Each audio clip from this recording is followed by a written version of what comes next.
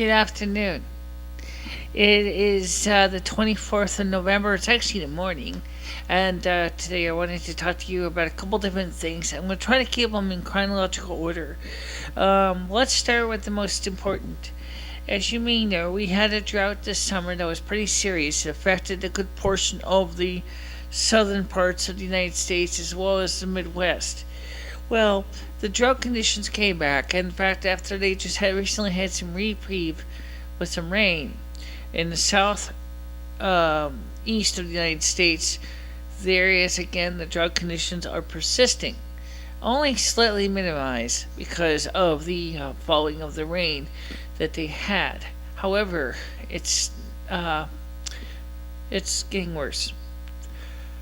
The result of the summer drought, according to Russian television's website, which I have on my phone here, and if you can bear with me, I'm just going to read you the title, because I don't like to stay at the phone too long because it makes me look kind of weird.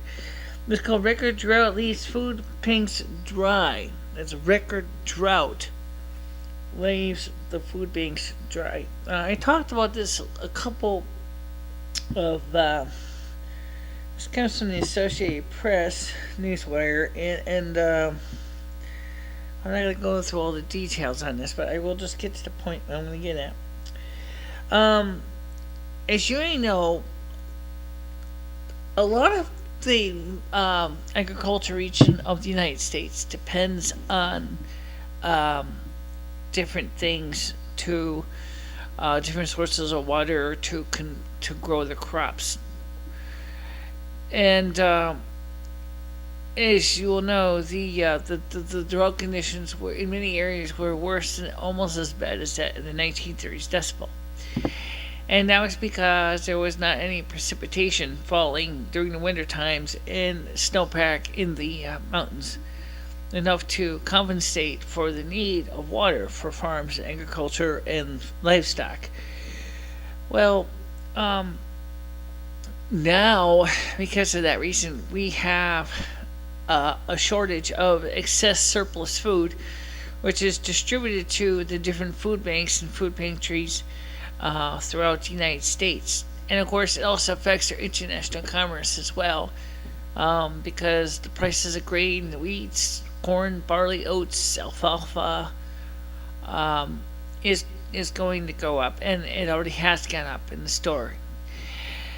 In addition to that, you have more and more of the American economy in a slump because people are just not spending money to buy groceries anymore because they don't have the money to buy groceries. So that does not help things, and it only adds to the difficulties at hand about what's going to happen next for our future. This year, until recently, comfortably here, trying to shuffle around here. This year has been a really weird year coming up, and it's December 21st, 2012, and I'm supposed to start my work on December 21st, 2012,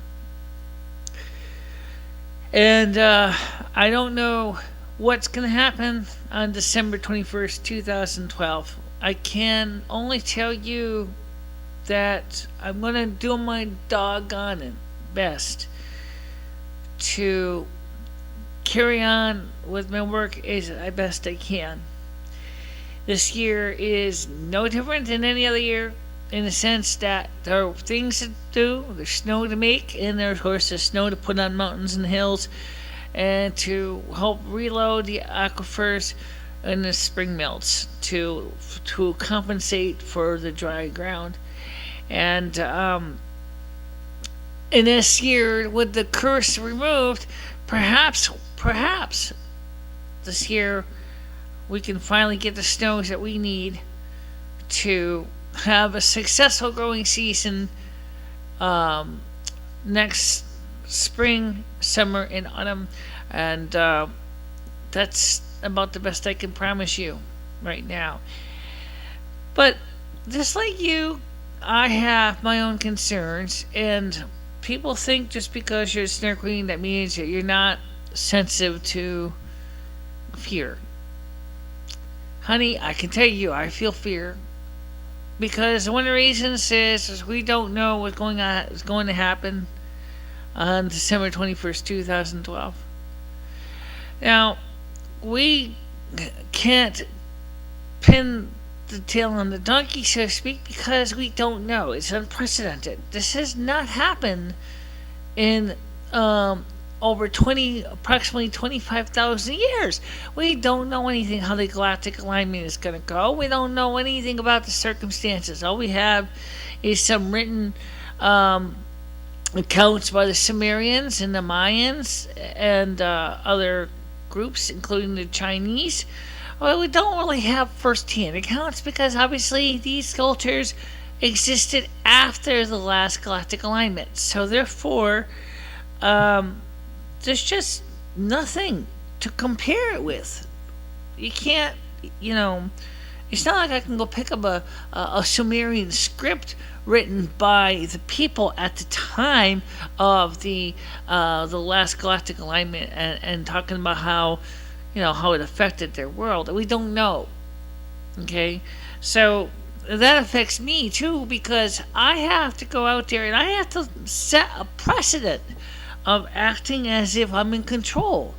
And sometimes, and especially now, I don't feel like I'm in control. I feel like I'm just as much uncertain of what the future is as you are.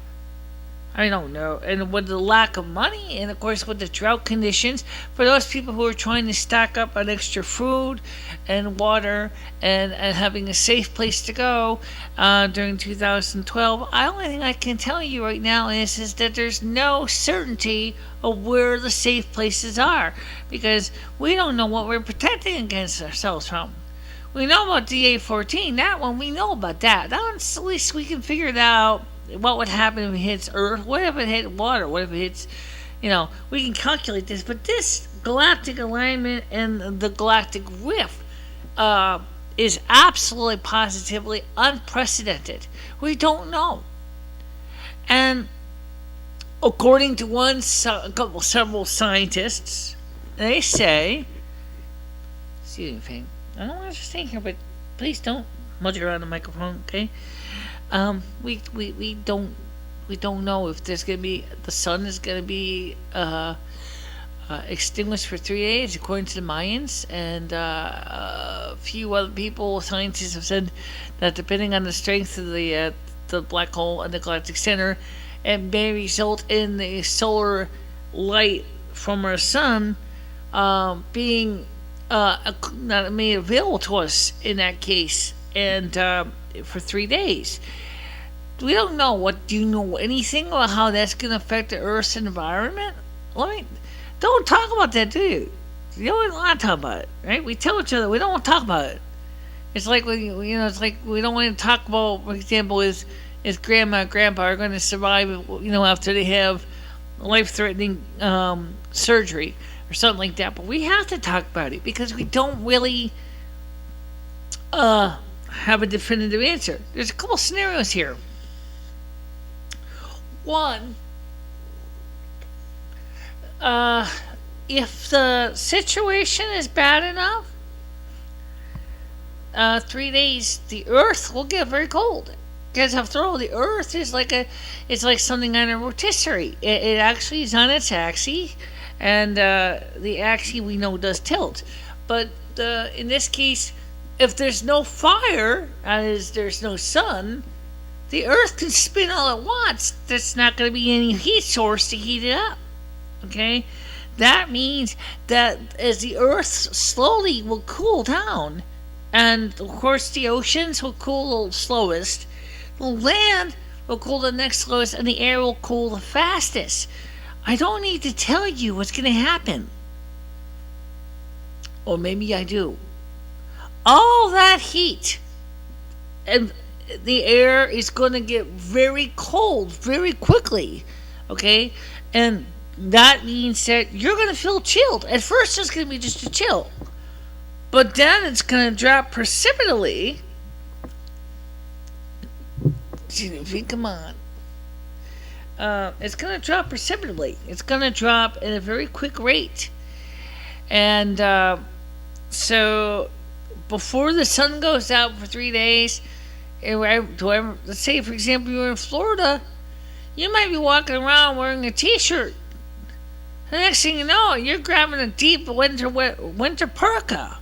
That's how fast it could drop. It don't really know how much it will drop for 3 days, but if it does drop for 3 days, it's going to clearly affect a lot of people and a lot of creatures. And most people's heating systems are not designed to handle a kind of possible temperature drop. We're talking about, 30 to 40 degrees Celsius drop in 24 hours and within the first day. And that's a very big temperature change. It may also result in things, if you ever lived in the Arctic, in the Antarctic, either it's got McMurdo Base in Antarctica or on the north slope of Alaska, damn well when they say 30 to 40 degrees Celsius drop, that we're not talking about no little walk in the park here. We're talking something that could be a very big deal. 50 degrees Celsius below zero, if it gets really bad enough by the third day, that's going to be really serious.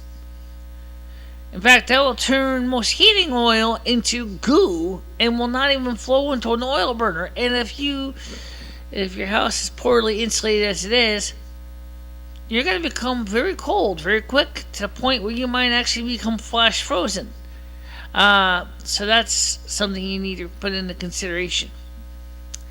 Also, that will seriously stretch all the existing energy resources available for heating homes, from natural gas, heating oil, propane, wood, coal, kerosene, whatever fuel you use. Those fuels may either A, gel up to something that you can't use readily, or everybody, including your brother, is going to be using it for their home and firing up the boilers and the furnaces extra hard, and you're going to end up finding yourself in a really, really uncomfortable position.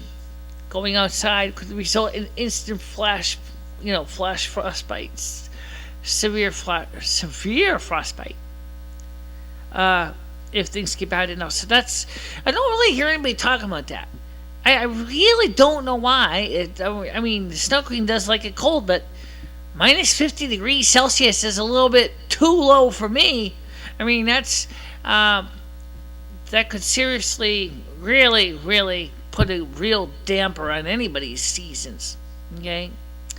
Another thing is I'm also afraid of is I'm afraid that if this does happen, somebody's going to start poking fingers at me and saying it's your own damn fault. It's your fault. It's your fault we're freezing. It's your fault we're dying.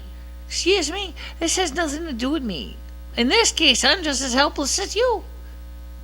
I really, really want to make sure we understand that. Okay? Just like with this drought situation. Last year, 2011, I was a curse placed upon me, which resulted in me not being able to do my work. It seriously took away my confidence that I couldn't do my work, and I didn't feel I could do my work anymore. And I felt like I was ready to throw it. I was ready to hang up the circlet and say, "I'm going home." But I really want to do this job, so I tried to stick it through, and I did the best I could. I casted spells. I worked hard. Okay? And it was Mother who told me that the problem was that the curse that was placed upon me has to be broken. I was able to find a way to break the curse with Mother's help. But the point I'm trying to get at here is this. Please don't blame me if we lose our son for 3 days. Okay? I really don't want to be yelled at. I really, really am just as helpless as you would be. Because this is not a normal thing that a Snow Queen deals with. Okay? December 21st, 2012 is normally a time when you start your season, okay? You put on your, you know, this is like when you open up a seasonal, business, okay? You come in, you turn on the lights, you turn on the gas, and you make sure you have your inventory on hand, and you start your job for the year selling hot dogs or run your barbecue. Okay, this is not going to happen that way this year. This year, we don't know if there's even going to be an opening day. Because I could find out, because remember, there's 24 0 hours time zones in the United States. That means that even though I say 0 hours, universal coordinated time is what Mother uses, and we use universal coordinated time, which is December 20th here at 7 p.m. at night. Okay, so let's say at December 7 o'clock at night, nothing happens. Okay, but let's say, for example, when it's, say, 0 hours in Peru, all of a sudden the shit hits the fan. That means that I will be active online for a few months, or for a few hours, before everything, all the bottom falls out of the work, and you can't help that. That's just what the problem is. It doesn't mean that we don't want to do a job. It just means that we're just as screwed as you. Yeah, that's what me and Michelle were talking about earlier too. One of the things that people don't realize is that Michelle is really dedicated to what she does. Last year, she really took it hard, and I told her tonight that she really is got to relax a bit more and take it easier. But she's got to be willing to, understand that sometimes things just don't work out the way they're supposed to, especially with this 2012 thing. But let me just tell you something. Last year, Michelle really, really took it hard, because every time she tried to plan the right storms for the right type of environment to help refill the aquifers and rebuild the mountain snowpack, it was just not happening, because something was causing her spells to backfire. They weren't working. And like Mother told Michelle, and I will stand behind this, part of the reason why curses work is because you think they work. If you don't think they work, then the cursor has less of an ability to curse you, because you will have basically laughed in the face and said, ha ha, I ain't gonna do me, and I'm gonna do my job. But the minute you get that sense of doubt in your heart, it's like, forget it, game's over. But this is a fairly good warning. I'm glad Michelle brought this up, because I don't know if you really think about this. What does this mean to you? We have to do a job that is tough enough. Our area is the North American continent, which includes the countries of the United States, Canada, and southwestern Greenland. Now, if you think that's a big territory, and you're absolutely right, it is a large territory. And so it takes a lot of patience and a lot of news knowledge and a lot of digging in and asking for the facts so that we can figure out the best way to plan an activity. But this 2012 December 21st thing really does throw us a wild card. It's just like Wile E. Coyote said, all the best laid plans go foul. You can't plan ahead for something when you don't know what you're planning ahead for. If you don't know what's going to happen, you can't plan for it. And so this year, Michelle's just trying to warn you with, she's going to do the best she can to keep all humanity safe. And if she's permitted to continue to do her job, I know Michelle will be there at the top of the moment, telling you, look, we got a problem, and if she can define the problem, she'll help you fix it. But if she can't define it, it's just gonna be difficult to do. Anything else? Yeah, we have one more thing. Two more things. just to pop the other issues on the stack for a second. Um, I am proud to say that based on the information from the Pirate Bay of the books, the latest statistics from the Pirate Bay for, here we go, ready? I'm going to read to you right now. Ballad of Snow Teen had at one point 3 seaters and 16 downloaders. And now it's got 2 seaters, and that's Ballad of Snow Teen version 1. I'm going to need to explain that in a second, what I mean by versions, because I think this is important. And the second one, Marcus World, second try, has 1 seater at this point and 13 watchers. Okay, now what do you mean by versions? Well, you see, when we're writing, we're still updating and adding to Ballad of Snow Teen. So what we're going to do is, as we add to it, we are going to create a new bit torrent. That way you can keep up with the versions like we do, and that way you can decide if you want to keep the older versions or you want to get the newest one. That way we can also be sure that there will be a backup, because somebody will have the older torrents and somebody will have the new torrents. So that means that there will be a copy available throughout the world for both books. Now, Marcus Will is pretty much finished, so there's really no need to worry about versions. But if we do, you will see Marcus World V 1.1 or 1.2 or whatever it will be. But right now, at this point, that doesn't apply. Okay. And that brings another topic regarding this 2012 thing. I know that some people talk about preparing and storing things to their family, make sure you have food, water, shelter, clothing. Those are important, of course. But what about the information that we have collected over our lives? The information of humanity, all the writings, the stories, the scripts, the documents, all the other stuff that we have presented and throughout the history. I don't see much people talking about the preservation of the human intellectual projects, such as writings, music, art.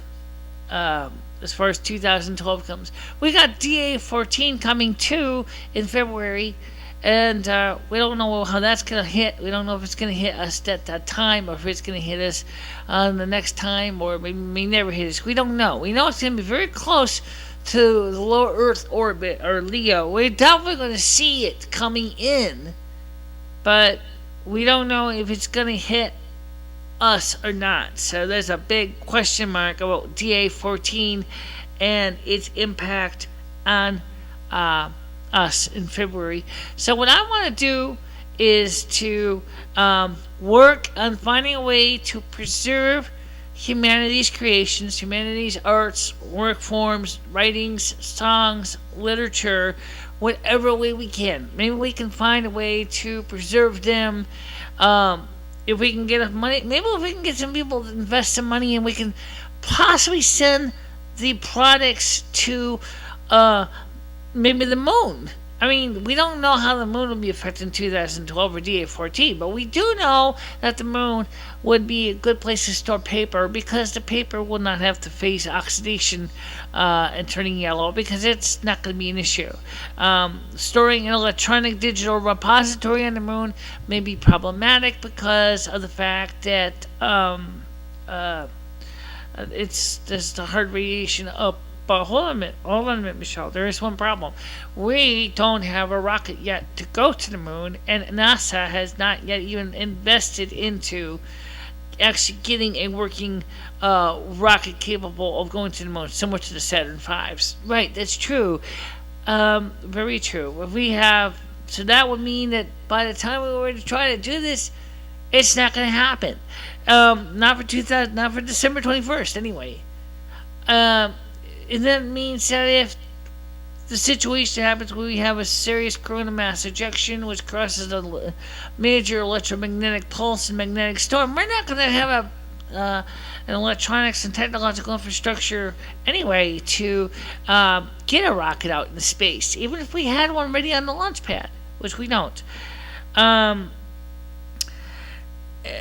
that's probably the biggest problem right now we're thinking about. So, what about underground subterranean tunnels? Well, we know that underground, uh, given the seismic activity of the Earth right now, is not really any better than above ground.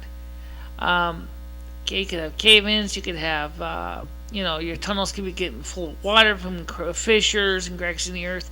So that's not really necessarily a choice either. So we'll have to keep working on that. We'll have to keep working on that, and we'll have to figure out something.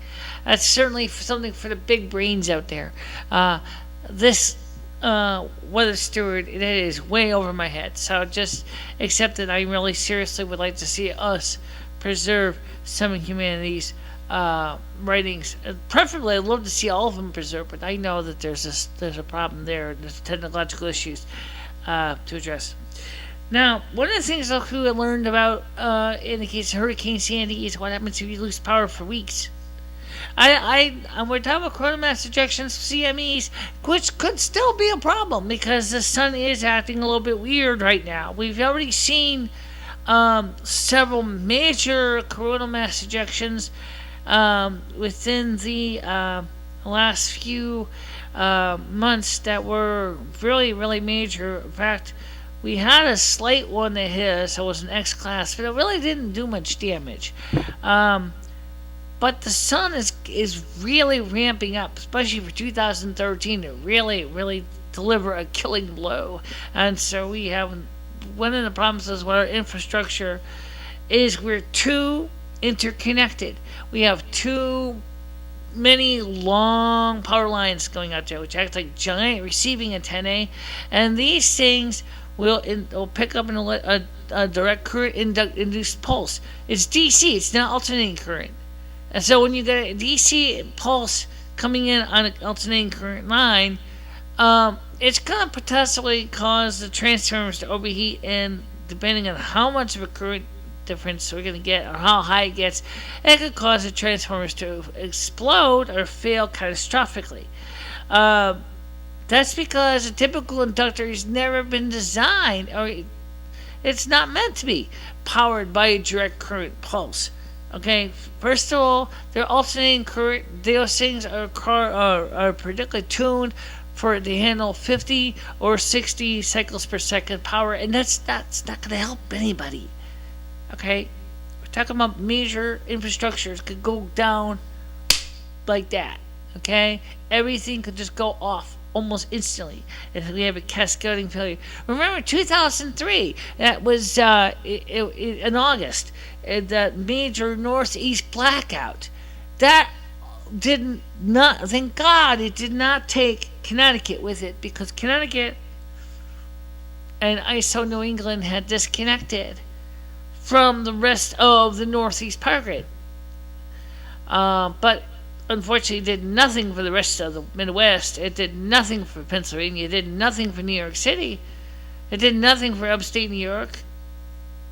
It hurt this, and that was days and days. Now Hurricane Sandy is weeks. But people, most of New York now has got power back. About 98% of them, 99%. But yet there's still small pockets that don't. And Long Island Power Authority, or LIPA, had said that it may be possibly months before 100% of the customers are restored. So how are you going to handle that? How would you handle if LIPA says we can't get electricity anywhere? All our power lines have been, transmission centers have been destroyed by electromagnetic pulse. We can't not even get a transmission transformer in here because there is none, because everybody else is looking for them. We don't have backup plans. We talked about that some time ago about alternative energy systems. We really need to think about this. Same thing in communications networks. Lately, we have become so dedicated to wireless communications, such as cellular, satellite communications, for example. And the problem is that those lines, while there's no wire to act as a giant induction or antennae for the most part, picking up signals, it still means that it's gonna cause a lot of problems because those things depend on the power grid to run, and I think that's gonna be an issue, especially in the wintertime. December 21st, sun goes out for 3 days. Anyway, you're gonna have a double whammy because before the sun goes out, what happens if before the sun goes out, all of a sudden sends a massive CME this way, an X1 or stronger? I mean, we already know that could be stronger. There's no reason why it couldn't be. Say a severe X1 class flare hits the United States and the Earth straight on, and the Earth is in night mode. Now, if it's in night mode, that means that when the flare smashes against the daytime side of Earth, it's going to cause the magnetic field to bow, and then it's going to snap back. And when it does, it's going to induce the electromagnetic pulse on our side of the planet that's going to really cause irreparable damage. Whereas maybe the rest of the Earth that's in daylight may not be suffered as much. It will cause a cascading failure. So that's a really serious issue. Yeah. What do you think's going to happen to our systems if we don't have a backup plan? If we don't have a backup plan, we're screwed. Okay? We're screwed because we have gotten too complacent on having, as I said before, one of our most favorite things we like to do is put all of our eggs in one basket. And when we do that, when we put all of our eggs in one basket, and there's no backups, there's no alternatives, what that means is that there's nobody else, there's no other way to run the pumps, to pump water into your home. There's no way to power the pumps that take the wastewater away from your home, because there's just, how do you think those lift pumps work? They work by using an Archimedes screw, and their job is to take the poop from the lower level pit and it brings it up to the higher level to the sewage treatment plant, which is usually in many modern cities is usually above the lower lying cities. I know that sounds kind of stupid, but that's the truth. It usually is. It would mean that all the poo from your neighbor's toilet above you is going to come out of your toilet because there's no room in the cesspit where the poo lodges. Okay, it's just going to be without the lift pumps working. There's going to be no way to remove the sewage, and it's just going to back up, and that could be really, really unforgettably stinky. Yeah, I'll take that.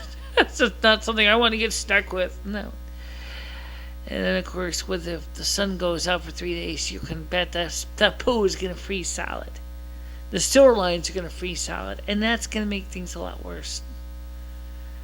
By the way, FEMA has pointed out that we have spent, Hurricane Sandy has caused, and then they're not absolutely sure of the numbers, anywhere from $7 billion to $28 billion in damage.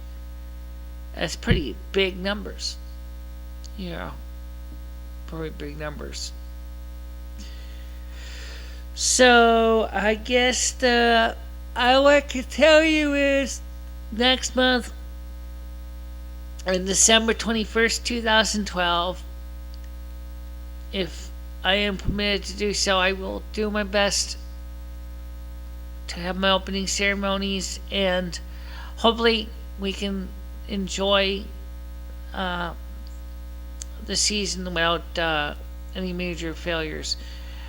But again, DA-14 is still a really serious concern, and I don't have a plan or idea how to handle that or manage a coronal mass ejection. So Um, just bear with me, okay? This is something that I don't really like to talk about because it's a fear. And it's a fear that affects me because I don't know how I'm supposed to react any more than you are. So I have to just take it one day at a time and pray to the goddess that maybe something will work out in life. Now, can't say the same about tables, but well, we'll have to find out. Also, last night I did a tour of my apartment. And I said last night because I actually did it actually about 3, 4 in the morning, and it was on YouTube. I put it up on YouTube, and at this moment, fresh right off the presses, we have had. I'm just checking it right now to see what the official word is at this point. We have had viewers. 5 viewers as of 2:52 a.m. on the 24th of November. So if you want to watch it, it is on YouTube. It is give you a really nice idea how we do the videos, as well as give you a little bit more about me and my background. Also, for those of you who are finding out, want to know more about the website project, I have not finished it. I really kind of got bamboozled with the use of the fancy editors. I tried to use Sea Monkey, which looked like very promising, but unfortunately enough, I'm having some trouble understanding all this. What you see is what you get stuff. And so I'm thinking is I might just go back to doing things like I did originally by hand, so that I can have a very nice and smooth page that's going to look easier and well defined. So in the earlier video, well, let me just give you a quick summary. One, we got to get the snowpack. We got to get the snowpack back on the mountains. We got to build up the snowpack for the spring, for agriculture, and for livestock.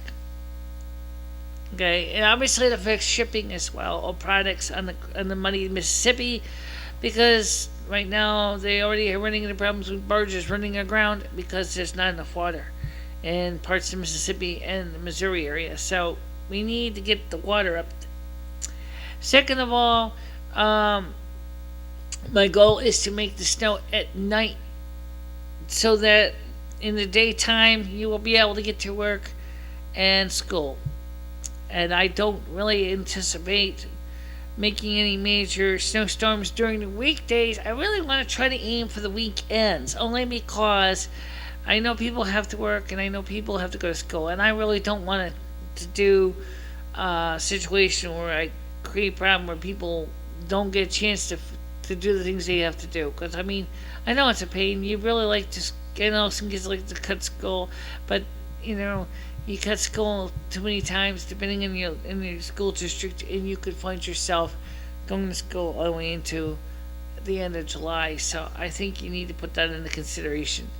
And I also don't want to have it snow too much in the day, because I think that if we have too much snow in the daytime, what can happen is we're going to have a lot of traffic accidents, especially because I really rather have it at night. Weekend I could see having it in the daytime for a bit, because more people usually are home than they are at work. Yeah. What else can you say? Also, we want to keep it cold. We need cold anyway for the snow, but we really need to work on getting our temperatures back in sync. After what happened in 2011, we really got fucked up. And not only just the climate, I mean me too. So we have to really work on getting all these things back in balance. Okay, now we don't know what's going to happen in 2012. That could change everything. But I will do my best to fix the things that I can change, and that's my goal. So we're going to have snow in the summer, or in the wintertime, and night, and maybe on the weekends in the daytime. Yes. Well, Sounds like a plan. Sounds like a plan to me too. And as I said, if if things really do work out where we lose the sun for 3 days, I think it's supposed to be 22nd, 23rd, 24th, and it will be reappearing on the 25th of December if that's the case. Please don't blame me. It's not my fault. Okay? And do prepare as best you can to consider serious temperature drops. Remember, the things as they cool. Okay, here's the slowest cooling cool thing will be the ocean. Will be ocean water, or even for that matter, lake water. And it's still lake. The next slowest thing to cool slowly will be the earth. And the last thing that will cool the quickest of all is the atmosphere, the air. So, therefore, you need to take into consideration that would it be better for you to be in a subterranean environment like a cave or underwater in a submersible? Well, that's your choice. I mean, if you have a submersible and you want to sit underneath underground for 3 days, I mean, you could certainly do that. Just make sure you have enough food and fuel to keep things running during those 3 days. Okay, but that's something you can deal with as you plan. Right now, as I said, I can only do so much at once, so I gotta get going, and I will talk to you soon. Okay, so you stay out of trouble now. All right, bye bye.